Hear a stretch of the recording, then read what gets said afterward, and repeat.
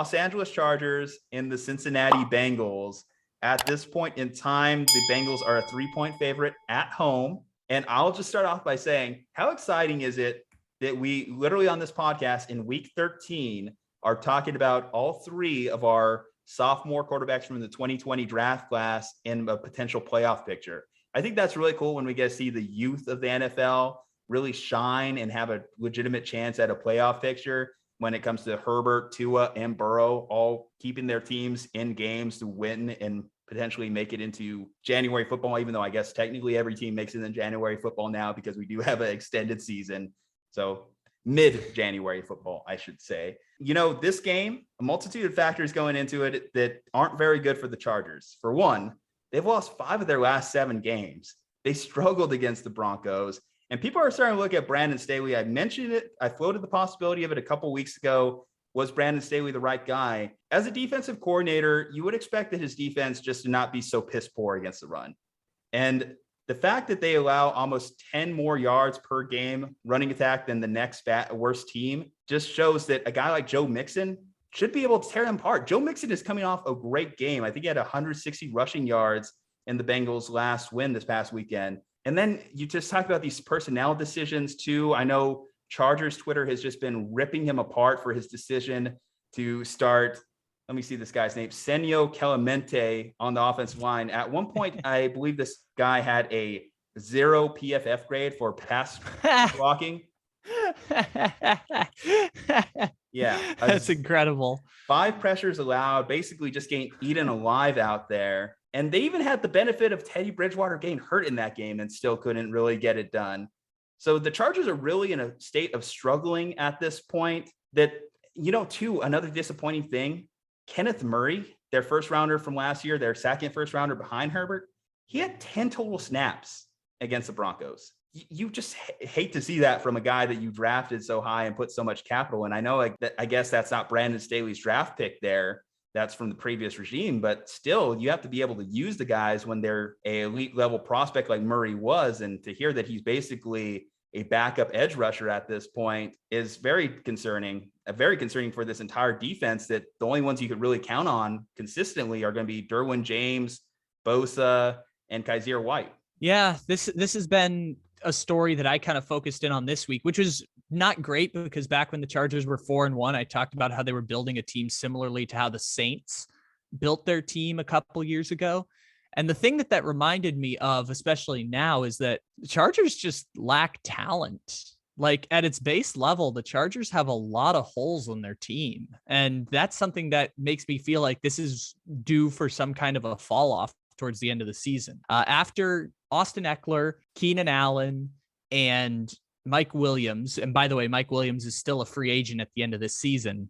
Can you name the next weapon on the Chargers, the next best skill position player on the Chargers? I would say I'd probably give Jared Cook the benefit of the doubt, and they have used their tight ends. They've used Parham and they've used Cook, particularly a bunch in the offense recently.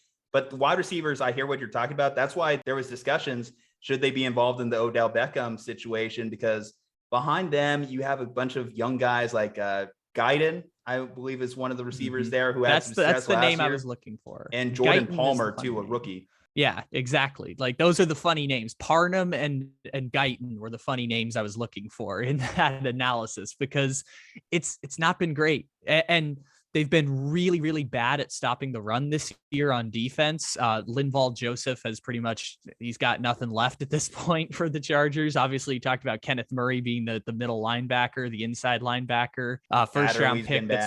Yep. Adderley had a great start to the year, and then he's fallen off hard, which seems to be kind of the theme for the Chargers, right? Players that started off super hot, and now they've fallen off. The only thing that gives you pause for hope if you're the Chargers is that you have that golden arm quarterback and golden hair quarterback that can maybe make up for some of those problems, but it's a lot of problems. And the Chargers are going to have to, I mean, they did fix the offensive line for the most part. Obviously, you talked about Staley and the decisions of how he's playing that offensive line, but that feels like it's been resolved. And it's like a 1 step forward, 2 steps back thing, because now they've got like so many questions on defense, not enough skill position players. Like, it's been really rough. So for that reason, I'm taking the Bengals to win this week, because it feels like if you're looking at the Bengals roster, last year, I feel dumb for not recognizing how much talent they did actually have early on when I said the Bengals were not a playoff team this year. Like close to the Patriots, they hit on a lot of those free agent signings this year. Obviously, Trey Hendrickson has had a sack in 7 straight games, and that's the one that everyone has talked about a lot there, but they have been fantastic this year. The offensive line is at least stable now instead of one of the worst offensive lines in the history of the NFL. I know Quentin Spain, I think, is going to be back this week. I think he was out with injury earlier. I can't remember if it was Quentin Spain or the other guard whose name I forgot now, but one I'll throw to you right away. Riley Reif was banged up in this last game. He's dealing with an ankle injury. So having your right tackle injured against Joey Bosa isn't exactly ideal. Yeah, that's a big part of that too. And they've been trying to get Jonah Williams back. Cause again, it's like they had 2 first-round picks last year because they get Jonah Williams back. They get Joe Burrow, obviously, and it's something that can help out for the Bengals. They spent a 2nd-round pick on a guard that's okay. They weren't super excited about it, but he's been fine. They've stabilized the offensive line enough. The Bengals have a lot of talent, enough talent to compete in the division. No, because the Ravens have Lamar Jackson, but enough talent to make the wild card. Yes. And that'll begin this week with a victory against the Los Angeles Chargers. See, you're going to piss off some Bengals fans from that perspective because enough to compete with the Ravens. They did kick the Ravens' ass literally just 3 weeks ago. So they clearly can compete with the Ravens on any given Sunday. But I'm with you. I'm aligned because I just don't see how the Chargers are stopping Joe Mixon. If the Bengals are able to get the running game going and just make things easy, shorten the game script for Joe Burrow, I don't see how their offense is getting contained. And then as far as defensively, so we mentioned the struggles of the Chargers offensive line. You mentioned Trey Hendrickson, that 7 straight game stat. I was actually about to drop that too as my factoid. So thanks, Kyle, for stealing my analysis there. But 10.5 sacks on the year overall. So a great free agent acquisition. Also gained production from BJ Hill. I think I figured out the game script for Justin Herbert. I think I figured out his struggles. Think about the defensive coordinators in those 5 losses, or the defensive play callers in the 5 losses that the Chargers have. Mike Zimmer, Bill Belichick, Vic Fangio, Wink Martindale, Dan Quinn. If you were going to lose 5 games or have a sophomore quarterback struggle in 5 games, you would say those are the coordinators or defensive play callers that those would come against. Now, against the Bengals, they faced Lou Anarumo, which this is his first defensive coordinator job. He's been the coordinator for the Bengals for the last 3 years, but this is his first full-time defensive coordinator job. So he doesn't have quite the sweat equity that those other names listed have. So Herbert could potentially have a rebound game in the sense that doesn't necessarily have those struggles. But we also have seen the Chargers struggle to do this East Coast swing because this game is going to be in Cincinnati.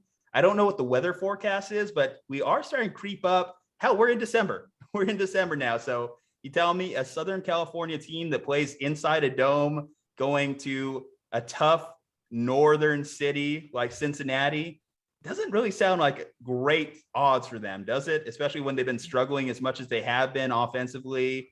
And no, the Bengals are more physical. Yeah. I used to be a Chargers fan many moons ago, back when they were in my hometown of San Diego. And every time someone mentioned the warm weather team going to a cold weather city, I got so mad. I hated it every time someone brought that up because I'm like, we went into Cincinnati and won a playoff game in 2013. And you all want to keep talking to us. We've been into Denver and won games in December. Like we can play with the best of them in San Diego. Not with this construct of a team. You need a physical, power running LaDainian Tomlinson in your backfield. And I love Austin Eckler, but you ain't that guy, pal. You're not that guy. That's totally fair. I guess Joshua Kelly, is that your go-to? But he's also from UCLA, so that's a Southern California running back. Roundtree. Yep. You talk about those weird names, skill position players on the Chargers. Larry Roundtree takes the cake for that entire squad for me. Honestly. Yeah, I'm half expecting a Kalen Ballage to pull up at some point for the Chargers this week. Well, this is big for the Chargers. If they lose this one, then they're 6-6 and lose 6 of their last 8 games at that point. Yeah. And literally now they have a tiebreaker loss against the Broncos. I know we want to discount the Broncos existing, but now they've kicked the Cowboys ass and they've kicked the Chargers ass in 2 of the last 3 weeks. So the Broncos aren't dead. You still have the Browns hanging around that playoff picture.